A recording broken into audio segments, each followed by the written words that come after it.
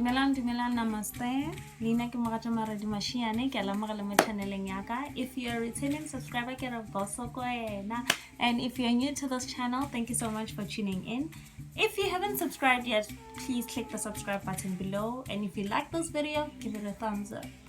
So, as you guys know, we're all about DIY fashion, canvas food, because I love eating, I love cooking, and I just like making up things into it. So today we are making butternut soup. It is the simplest recipes that I've ever made because I normally make this when I don't have anything in the fridge. Like I literally just do have butternut, green pepper. That's about it, and that's all you need. So welcome, and let's make some soup. These are my ingredients. So we've got salt, we've got pepper, and then we've got that beautiful little butternut there, and then we've got that's garlic and ginger, and then just a quarter of green pepper and just a half of onion. So yeah.